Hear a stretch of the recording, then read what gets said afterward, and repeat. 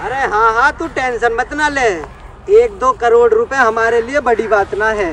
हाँ, तू डील पूरी कर ले, और अगर पैसों की कमी पड़े तो मन ने बता दियो, मैं दे दूंगा सारे पैसे में। मैडम, आपने ज़मीन तो बहुत अच्छी सेलेक्ट किया है मॉल बनाने के लिए, और वैसे भी यहाँ आसपास कोई मॉल नहीं है। वैसे मैडम, इस ज़मीन का मालिक कौन है? और आपकी बात तो हो गई है ना उनसे ज़मीन को खरीदने के लिए? मेरी उनसे फोन पर तो बात हो गई है, लेकिन मैंने उन्हें सामने से देखा नहीं है। फिर मैडम, आपको पता कैसे चलेगा कि ये ज़मीन किसकी है? अरे तुम टेंशन क्यों ले रहे हो? वो देखो, उनका नौकर खेत की देखभाल कर रहा है, उसी को यहाँ बुला लेते हैं, फिर उसी से पूछ लेंगे कि खेत का मालिक कहाँ है। ठीक है मैडम, बुलाओ उसे। ठीक है।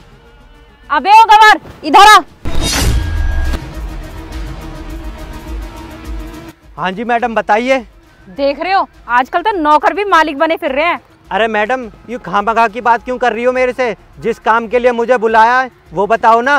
अरे तो अकड़ क्यों रहा है इतना? इस जमीन का तुम मालिक नहीं है जो तेरी अकड़ सुनेंगे। तू यहाँ का नौकर है, इसलिए अपनी हद में रहकर बात कर। ये 10-20 रुपए का गमछा डालकर कोई मालिक नहीं बन जाता। अरे मैडम, मेरी औकात का अंदाजा मत लगाओ, तुम सिर्फ ये बात बताओ यहाँ पर आई क्यों हो? अच्छा, तो अब हम तेरे जैसे नौकर को बताएंगे कि हम यहाँ क्या करने आए हैं। अरे मैडम, हमें ये टाइम वेस्ट करने से क्या फायदा है? हम इसे बता ही देते हैं ना कि हम किस काम के लिए आए हैं। हाँ, सही कह रहे हो तुम। वैसे भी इसके पास यहाँ खड़े रहने से मुझे इसमें से बदबू आ रही है। पता नहीं ये गवार कितने दिनों से नहीं नहाया होगा।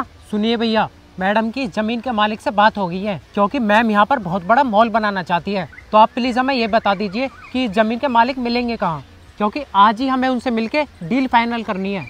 भाई साहब, मुझे आपकी बातों से लगता है कि आप बहुत अच्छे परिवार से हैं, जो आप मुझसे इस तरह बात कर रहे हैं, इतने प्यार से, इतनी तमीज़ से। वहीं इन मैडम को देखिए जो मेरे से इतनी बदतमीजी से बात कर रही हैं, जिन्हें अकल ही नहीं है कि दूसरों से कैसे बात की जाती है। इन्हें सिर्फ अपने पैसों का घमंड है। अबे ओ गवार, मुंह बंद कर ले अपना। अब तू मुझे सिखाएगा कि किससे कैसे बात करनी है? मैं हर किसी से ऐसे ही बात करती हूँ। अब तू बता, क्या करेगा मेरा? अरे ओ मैडम, वो तो इन भाई साहब की आदत मुझे बहुत अच्छी लगी, इसीलिए चुप हूँ, वरना तुम जैसी लड़कियों को ना 2 थप्पड़ मार के यहाँ से बाहर भगा देता। तेरी इतनी औकात नहीं है कि तू मुझे टच कर सके। अगर तूने टच करने की कोशिश भी की ना, तो तेरा वो हाल करूंगी कि तू कभी सोच भी नहीं सकता। मैडम शांत रहो, हम यहाँ लड़ाई झगड़ा करने नहीं आए हैं, हम यहाँ अपने काम से आए हैं, हम यहाँ अपने काम करवाने आए हैं। तो अपने काम पे ध्यान देते हैं ना। भाई साहब, आप बता दो ना कि जमीन के मालिक कहाँ मिलेंगे, हम उनसे बात कर लेंगे। भाई साहब, आपकी बात बहुत अच्छी है कि आप इस ज़मीन पर बहुत बड़ा मॉल बनाना चाहते हो, लेकिन मैं आपकी जानकारी के लिए बता दूं, ये ज़मीन बिकाऊ नहीं है। इसीलिए आप यहाँ पर मॉल नहीं बना सकते, क्योंकि हम यहाँ पर अपनी खेती बाड़ी करते हैं, और खेती बाड़ी करने वाली ज़मीन को हम लोग कभी बेचा नहीं करते। अबे ओ देसी गवार, तू यहाँ का नौकर है, तुझे ज्यादा ज्ञान देने की जरूरत नहीं है। हम खुद इस जमीन के मालिक से बात कर लेंगे, तू उनका बस एड्रेस दे। जब हम उसके मुंह पर नोटों की गड्डी फेंकेंगे ना, तब वो खुद पर खुद तैयार हो जाएगा ये जमीन बेचने के लिए। तू तो अच्छी तरह से जानता होगा कि पैसे के आगे दुनिया झुकती है। अरे मैडम, मैं जानता हूँ तुम लोगों के पास बहुत पैसा है, लेकिन अपने पैसों का घमंड इतना नहीं होना चाहिए। वैसे तो आप पैसों से बहुत कुछ खरीद सकती हो, लेकिन आप इंसान की नीयत नहीं खरीद सकती हो। और क्या बोल रही थी कि इस जमीन के मालिक के मुंह पर नोटों की गड्डी फेंक के मारोगी? अरे मैडम, एक बार यूँ सोच लो कि तुमसे अमीर अगर वो मालिक निकला, फिर क्या करोगी? अबे ओ, तू यहाँ जमीन बेचने और खरीदने की बात ही क्यों कर रहा है? तू नौकर है ना, तो इसलिए अपना मुंह बंद रख। भैया, केला की पेटी लोड हो गई है, उसे लेके अभी निकलना है या देर में? अरे दीपक, अभी तो मौसम खराब हो रहा है, अगर गाड़ी को अभी भिजवाएंगे तो हो सकता है बारिश हो जाए रास्ते में, और फल खराब भी हो सकते हैं, इसीलिए गाड़ी को बाद में भिजवाते हैं। ये बात जाके इसके मालिक से पूछो ना, ये तो यहाँ का नौकर है।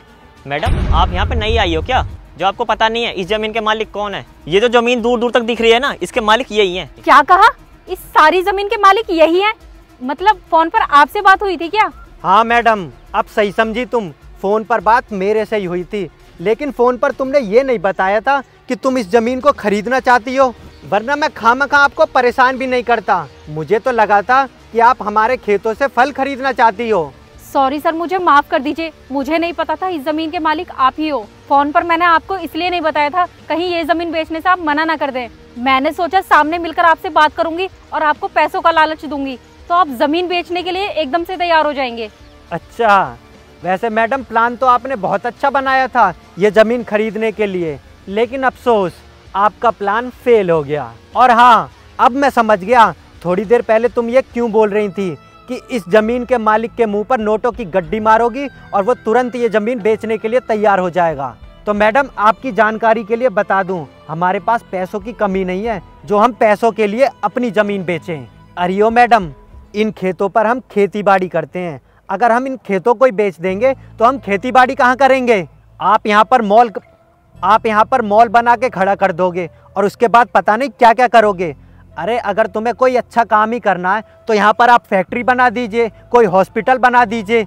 उसके लिए मैं कभी मना भी नहीं करूँगा, क्योंकि हमारे गांव वालों को रोज़गार मिलेगा और आसपास बड़ा हॉस्पिटल भी नहीं है तो लोगों को चिकित्सा में भी मदद मिल जाएगी। लेकिन मॉल बनाने के लिए ये ज़मीन मैं कतई नहीं तुम्हें बेचूंगा, इसीलिए मैं आराम से बोल रहा हूँ, चुपचाप यहाँ से चले जाइए। देखिए सर, हमारे लिए ये जमीन खरीदना बहुत जरूरी है और ऐसी लोकेशन हमें कहीं और मिलेगी भी तो नहीं। देखो मैडम, इस बारे में तो मैं कुछ नहीं कह सकता कि आपको ऐसी ज़मीन मिलेगी या नहीं, लेकिन एक बात साफ साफ बता दूं, इस ज़मीन को मैं कतई नहीं बेचने वाला। इसीलिए फालतू में यहाँ खड़े होके अपना भी टाइम बर्बाद मत करो और मेरा भी टाइम बर्बाद मत करो, चुपचाप यहाँ से चले जाओ। और क्या बोल रही थी? 10-20 रुपए का गमछा है? अरियो मैडम, ये गमछा मैंने इटली से मंगवाया है, पूरे 20,000 रुपये का। देखो मैडम, हम गांव वालों के पास पैसा तो बहुत होता है लेकिन हम दिखावा नहीं करते हैं, तुम जैसे शहरी लोगों की तरह। चलो दीपक, चलते हैं। देखो मैडम, ये जो कुछ भी हुआ है ना सिर्फ तुम्हारी वजह से हुआ है। अगर तुम उनसे तमीज से बात कर लेती ना तो शायद वो इस जमीन को बेचने के लिए तैयार भी हो जाते, लेकिन तुमने उनसे बहुत बदतमीजी से बात की थी, शायद इसीलिए उन्होंने इस जमीन को बेचने से मना कर दिया। हाँ अभिषेक, तुम बिल्कुल सही बोल रहे हो, मुझे उनके साथ इतनी बदतमीजी नहीं करनी चाहिए थी, लेकिन अब क्या कर सकते हैं। चलो चलते हैं हम यहाँ से।